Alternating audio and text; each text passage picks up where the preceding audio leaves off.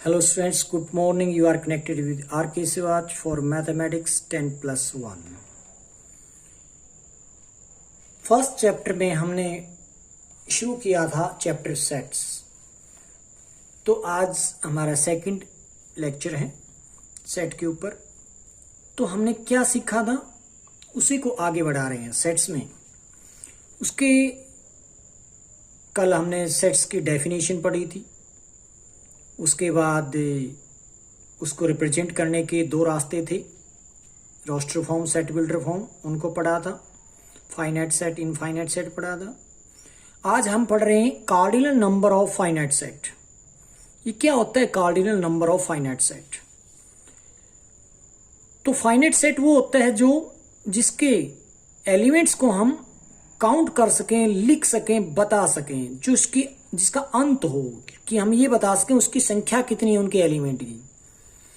और एक तरीके से cardinal number of finite set का मतलब भी यही है कि एलिमेंट्स की संख्या है कितनी।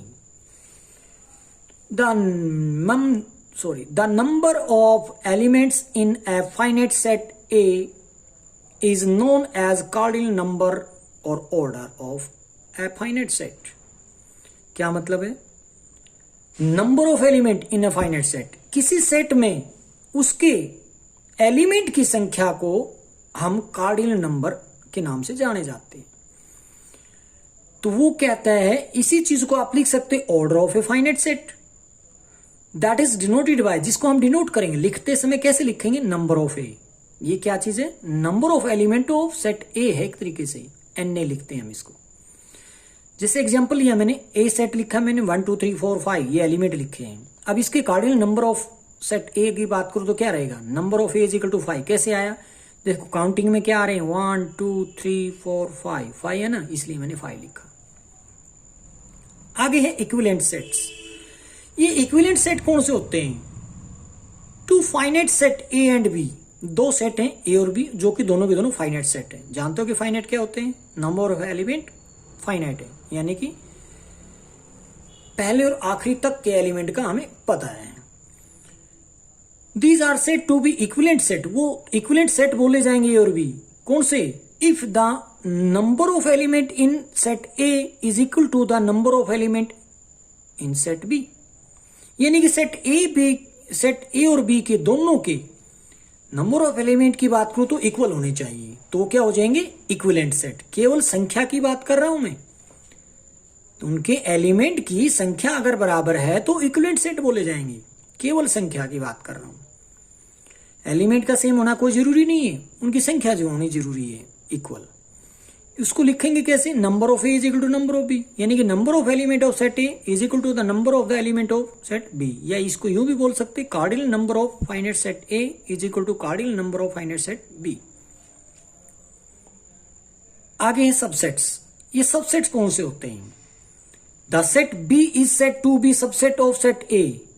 जो बी है ना वो ए का सबसेट बोला जाएगा। कब बोला जाएगा? If every element of set B is also an element of ए।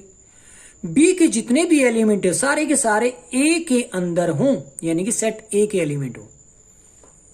अगर जो बी में लिखे गए एलिमेंट हैं वो ए में से ही उठा रखे हैं तो उस केस में कह सकते हैं हम बी जो होगा वो ए सेट का सबसेट बोला जाएगा। हम इसको सिंबॉलिकली कैसे लिखते हैं?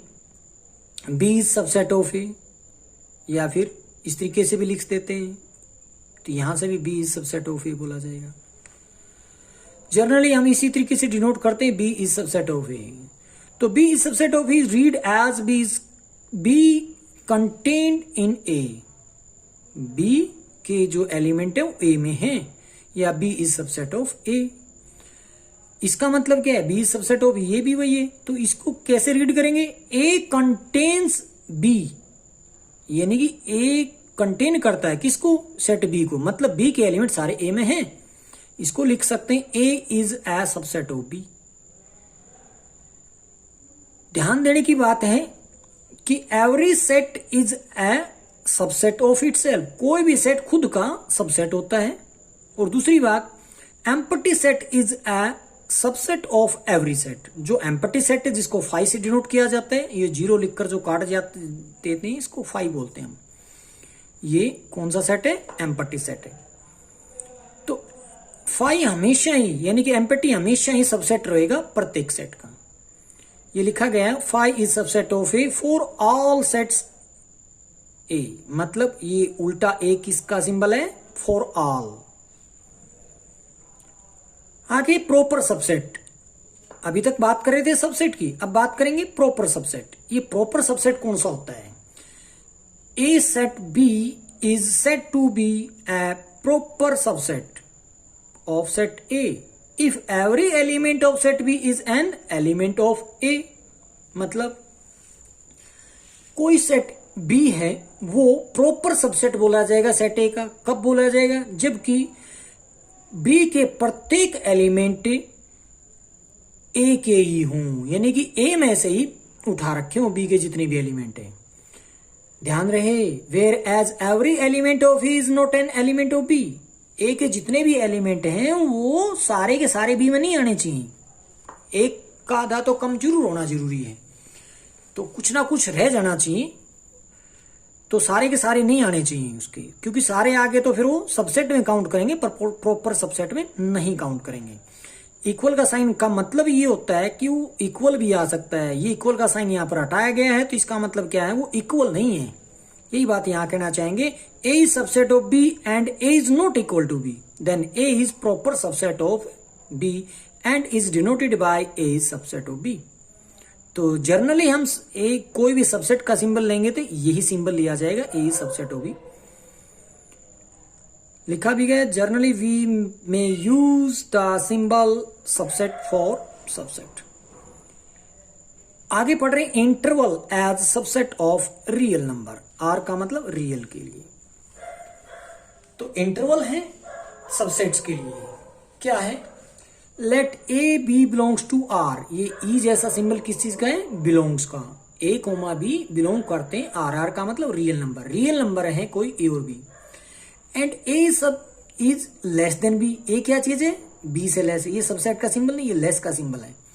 A is less than B, then the set of real numbers x such that x is greater than A less than B. X क्या होगा, ए और बी के बीच की नंबर होंगी। Is called an open interval and is denoted bye छोटी bracket start ए comma B छोटी bracket close कर दी गई है। मतलब ये इंटरवल एक जो है सबसेट को रिप्रेजेंट कर रहा है। तो इंटरवल किस तरीके से लिखा गया, ए से बी तक के नंबर हैं उनके बीच के, बट ए और बी इंक्लूड नहीं। इसको ओपन इंटरवल भी बोलते हैं हम इसको। क्या मतलब, कैसे, छोटी ब्रैकेट का मतलब ओपन इंटरवल है। देखो यहां पर मैंने नंबर लाइन रिप्रेजेंट करने की कोशिश की। एक सर्कल लगाया ए पे, एक बी पे सर्कल लगा रखा है। वो दोनों सर्कल ओपन है, एक तरीके से डार्क नहीं है, तो इसलिए ए और बी के बीच में लाइन जरूर डार्क नजर आती होगी, तो ये ओपन इंटरवल को रिप्रेजेंट करता है। आगे है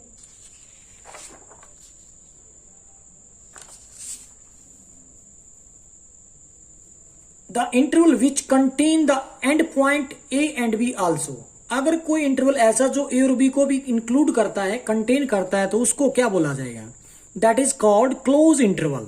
वो बोला जाएगा क्लोज इंटरवल। जो आपको बड़ी ब्रैकेट नजर आ रही है जिसको बोलते हैं ए कोमा बी के आगे पीछे जो बड़ी ब्रैकेट नजर आ रही, क्लोज इंटरवल बोला जाता है। अब यहां पर देखेंगे नंबर लाइन पे ए और बी नंबर नजर आ रही, बीच की लाइन भी डार्क है, ए और बी के जो सर्कल है वो भी डार्क कर रखे हैं। इसका मतलब ये होता है ए भी इंक्लूड है, बी भी इंक्लूड है। तो लिखा गया है क्लोज इंटरवल में A comma B is equal to x such that x is greater than A equal to and x is less than equal to B. तो इक्वल का साइन आया तो इसका मतलब ए और बी इंक्लूड करेंगे। बट अगर पीछे की बात करें ओपन ड्रिल में, वो दोनों में ए और बी इंक्लूड नहीं थे। इसका मतलब ए और बी के साथ ये इक्वल के साइन नहीं थे। There are some interval which are close at one end and open at other. एक तरफ क्लोज होता है, दूसरी तरफ ओपन होता है। These are called semi close या फिर सेमी ओपन इंटरवल। ये सेमी क्लोज या सेमी ओपन बोला जाता है। जैसे कि यहां पर क्लोज है, यहां पर ओपन है। ये बड़ी ब्रैकेट को क्लोज बोलते, छोटी को ओपन बोलते। तो ए कोमा बी, इसका मतलब ये होता है ए इंक्लूड है, बी इंक्लूड नहीं है। तो देखोगे ए और बी दो रियल नंबर रिप्रेजेंट कर रखे नंबर लाइन पे। ए को डार्क कर रखा है सर्कल, बी का सर्कल डार्क नहीं है। इट मीन्स बी इंक्लूड नहीं, ए इंक्लूड है। तो इसको हमने लिखा x such that x is greater than equal to B, less than B. तो यहां पर बी के साथ इक्वल का साइन नहीं है और ए के साथ इक्वल का साइन है।